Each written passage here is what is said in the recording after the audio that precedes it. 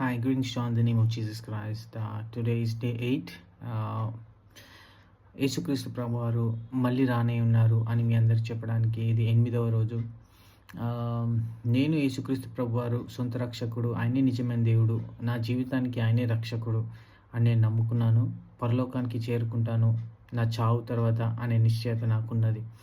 ఒకవేళ మీకు అలాంటి నిశ్చయత లేకపోతే, చావు తర్వాత, మరణం తర్వాత మీరు ఎక్కడికి వెళ్ళాలి, పరలోకమా నరకమా అని ఇంకా ఆలోచిస్తున్నట్లయితే ఇదే తగిన సమయం. నిజమైన దేవుడు ఎవరో తెలుసుకోండి. నేను మాత్రం యేసుక్రీస్తు ప్రభువారే నిజమైన దేవుడు అని నేను తెలుసుకున్నాను.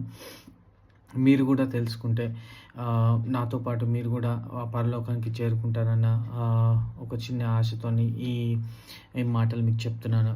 దయచేసి గమనించండి. ఇది ఎవ్వరిని కూడా మత మార్పిడి చేయడం కాదు, ఎవ్వరిని కూడా క్రైస్తత్వంలోకి లాక్కోవడం కానీ బలవంతం చేయడానికి కాదు. ఇది కంప్లీట్లీ మీ ఇష్ట ప్రకారమే. మీకు ఇష్టం ఉంటేనే, మీకు నిజమైన దేవుడు ఎవరని తెలుసుకుంటేనే, యేసుక్రీస్తు ప్రభువారు నిజమైన దేవుడు అని తెలుసుకుంటేనే మీరు ఆయనను నమ్ముకోండి.